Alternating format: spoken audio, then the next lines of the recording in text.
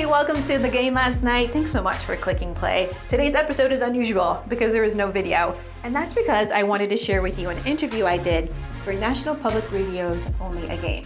I talked to the Governor of California, Gavin Newsom, soon after he signed a bill allowing student athletes to profit from their name and likeness. Gavin was a student athlete himself, so we talk about his journey and also about his buddy, Lebron James. Let's jump in. Tell me about how baseball found you, or how you found baseball. I would not be sitting here without baseball. I was one of those kids that every single night my mom would have to turn off the radio because I was falling asleep. Forgive me, Dodger fans, but listening to the San Francisco Giants broadcast, I was obsessed with baseball. Gavin Newsom's obsession was mostly directed at a single player, a Bay Area hero from the baby era of the late 80s. I found these old VHS tapes, and no one will know who the heck this is, but Will Clark was one of my baseball heroes. No one's going to know who that is? I don't know. Come on. Some parts of the country. But Will Clark had one of the sweetest swings in baseball, just one of the purest swings. And I used to videotape every single at-bat. Now, this is back when you couldn't fast forward, or you couldn't, it was like, and unlike DVDs, this old That's VHS. passion. I have like 3 or 4 seasons of every single Will Clark at-bat. That's how damn obsessed I was. Does Will Clark know you have these videos? In fact, one of the great gifts was someone told Will Clark this. It's about, I'm not making this up, about 90 days ago, 3 months ago, and Will sent me a selfie photo, and then they surprised me with a little video, which was very fun. Newsom was a student of the game, but he really struggled at being a student in the classroom. I had severe learning disability, dyslexia, and I grew up as the kid in the back of the classroom, my head down, and had no confidence whatsoever, was struggling in school. But for some reason, maybe being a little taller, left-handed, I started excelling a little bit in baseball. Athletes, especially those who play team sports, often describe themselves as being shaped by their sport. They wouldn't be the individual they are had they not played that game. And what way exactly has baseball shaped you as a person? Patience, perspective, setbacks, triumphs. This was early in my baseball career. I was playing right field, and anyone listening knows sports knows what that means. So I was that kid. I played for Round Table Pizza, and that's not an ad, just a fact. Guy Maurice Bignan, I remember, he struck me out 3 times, and I was embarrassed, devastated. And I went home. I had a single mom raise me. I lost her to cancer almost 20 years ago now. She was, as a mother, devastated, so she brought me back to the field later that night, and she pitched to me over and over and over again. True story. This is, God is my witness. I played against that same team a few weeks later. Maurice Bignan pitched again. I hit a damn home run. I cannot tell you how that experience shaped my life, shaped my deep admiration and respect for my mother and what she was about. It shaped my ability to think about, you have tough times, you have setbacks, and you're demoralized, that you can come back and triumph, but you got to work hard. That's baseball. That's life.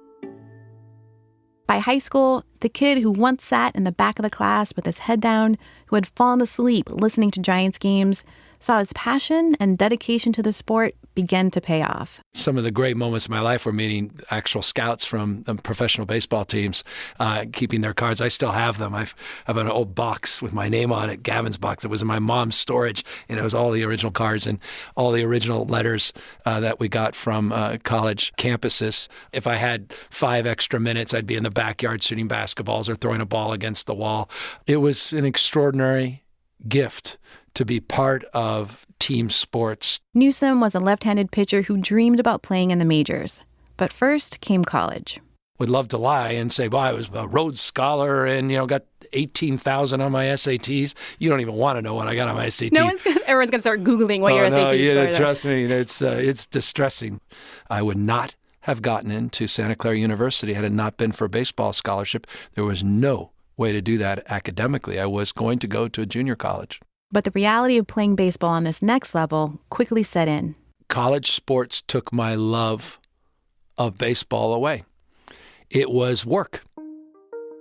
a requirement to do all the voluntary classes and then the workouts and then the weekend and then summer league and then winter. I mean, it became a job almost. And ultimately had an ulnar nerve issue throughout my arm and had a surgery and really didn't come back. And then I had to make that tough choice of what the hell do I do with my life? Because I was just so consumed by baseball. Newsom said he felt like an imposter on campus.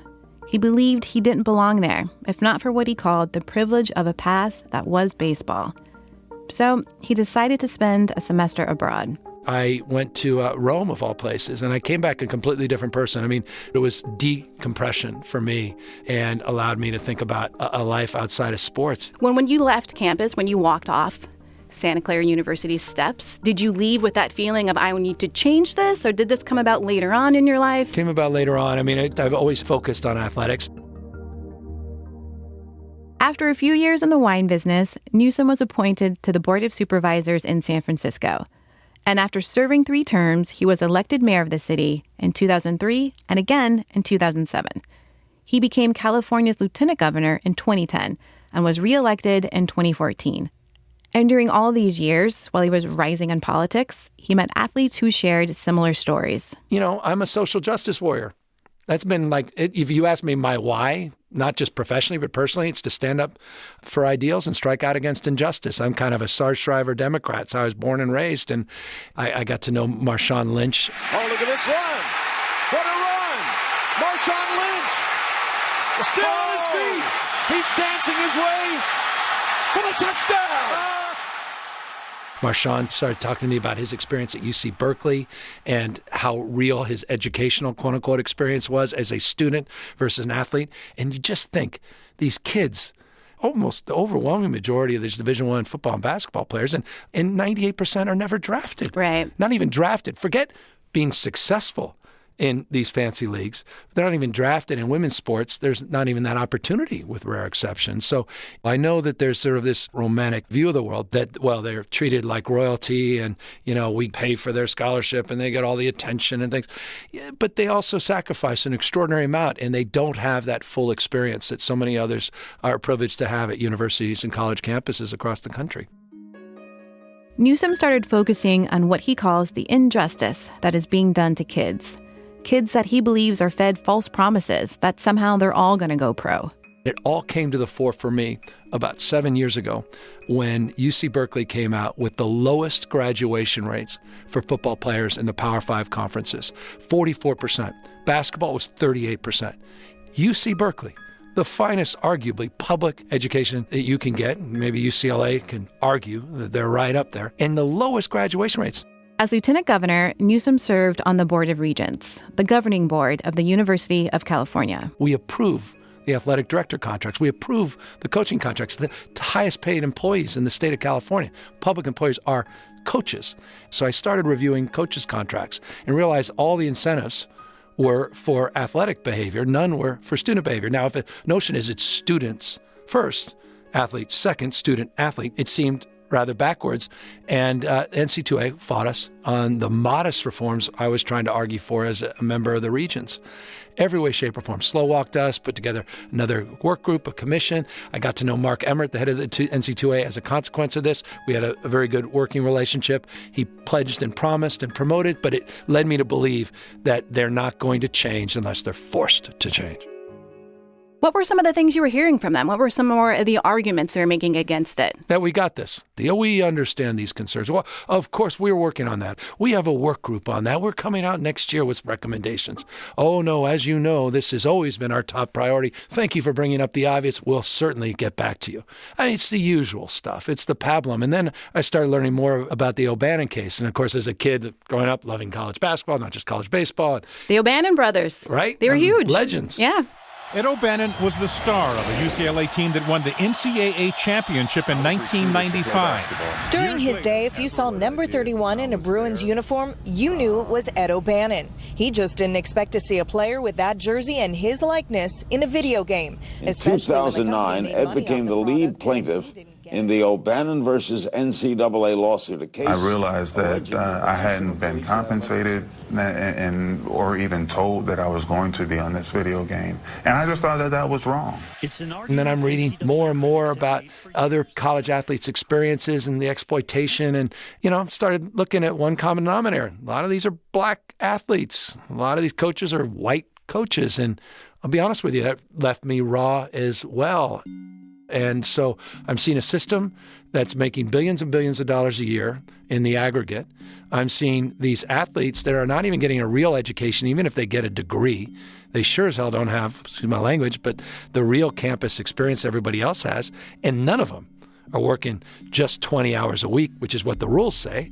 I started thinking maybe this system's a little exploited. And maybe as a fan, maybe we should really think about what we're cheering on and maybe, look under the hood a little bit.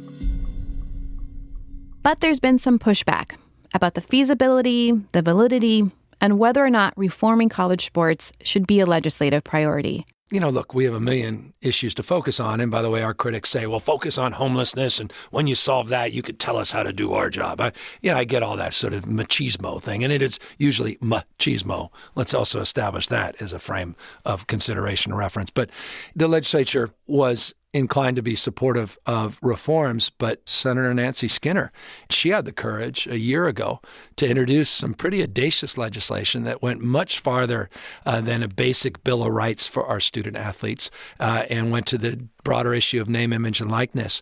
And I got to tell you, the prospect that we'd be sitting here today and that she got that down to my desk and I signed it, I would have given that 10, 15% chance a year and a half ago. It is a remarkable thing that she was able to accomplish with her colleagues, where they were able to make the case not only to their Democratic colleagues, but this was a bipartisan bill. California Senate Bill 206, the Fair Pay to Play Act, does not mandate that players be paid by their schools or the NCAA. It allows student athletes the opportunity to profit from their own name and likeness and to sign endorsement deals. But that can't happen until 2023, and only if the bill survives in the courts. All right, well, let's do it. Are you ready? Let's do it, man. All right. It's now law in California, man. I'm thinking about that signing of the bill, what I saw on Twitter, Yeah. that video. You were sitting in a barber's chair looking at LeBron James and his boys. Were they trying to talk you into getting a fade? Yeah, no, well, he did. I mean, LeBron did try to get me to get a haircut. Did he line you up in the back? No, that wasn't going to work here. Trust me, especially with this hair. Tell me how that scene came about. Well, full disclosure, my wife is not a fan of LeBron's. She's obsessed with LeBron James. I was worried about where you were going with that. No. You have no idea. I'm talking about, I know everyone's like LeBron James, number one fan. You have to imagine the number one fan in the most extreme. Multiply that by infinity. You now have a picture of my wife. One day, a few years ago, Newsom was on vacation. And this guy starts rolling up in a golf cart. And I'm like, no, can't be. It is. It's LeBron James. And I was that guy. I became that guy. I'm like, sir, it's my wife's. I'm sorry. I know everyone does this to you, but I have my wife's birthday. And if you could just do me a favor. And I thought he'd walk away, and he probably should have, because I was just that crazy fan guy. And he graciously stopped, said, what's her name? He says, what's her birthday? And then he just did this whole video thing. Aww. And I said, well, I know this is crazy, but she's having her birthday tonight, just right over there. And I don't know if you have anything else to do. The guy shows up at the birthday, surprises my damn wife. So I'm husband of the damn year. Now I'm the biggest LeBron James fan, despite being a Warriors fan that has to square that circle. Anyway, I've gotten to really appreciate the work he's done for schools and the sincerity to which I think he deeply cares about his community and his legacy beyond sports. And he has better understanding of this than 99% of us, because he's a mentor to so many of these athletes. And for those that do go to college that never make it to the pros, it breaks his heart to see them, working in a car wash. When they were out there selling jerseys, and their universities were making millions of dollars off their name and likeness, and they didn't get a damn penny. Newsom also got to know Maverick Carter, LeBron's longtime friend and business partner. And it was his idea to have Newsom sign the bill on the set of The Shop. the HBO show that features LeBron and Carter in conversation with athletes and other celebrities. Guests have included Candace Parker, Seth Rogen, Draymond Green, Ice Cube, Drake, and LeBron's former teammate, Kevin Love. And I thought, you know what? Politicians, we're so rote and cliched, signing bills, ceremony. You've seen the pictures at the desk, and I hand the pen to the author, and we take a smiley photograph, and everyone rolls their eyes, and we move on to the next bill. And I thought that could be fun. And what a great conversation we had, their unique experiences and perspectives. And then the politician, the odd man out with his Adidas on when they were all wearing Nikes. Anyway, they brought that up. Supporters applaud this effort as a first step that could finally push the NCAA to allow compensation for student athletes. But not everyone supports the measure. People I know, some have argued, some coaches have actually said it's unconscionable for a governor to get involved in our business. Well, you know, how dare they say that? This is our business. Students, which they allege is their priority, student athletes, that's the business we're in. I'm the president now of the UC Regents, and that's why I worry about these kids. And I really do worry about them because I don't think we do justice to really caring about them once they're no longer useful for us, the adults, that are able, in some cases, respectfully, institutionally, to exploit them. Thanks so much for listening to this interview. As I said at the top, I interviewed California Governor Gavin Newsom back in October of 2019. Since then, the Board of Governors of the NCAA have been moving towards allowing student-athlete compensation for endorsements and promotions. Let's keep hope alive. Thanks for listening to the show. Please subscribe to this channel so you'll be alerted when the next episode drops. Until next time, stay woke.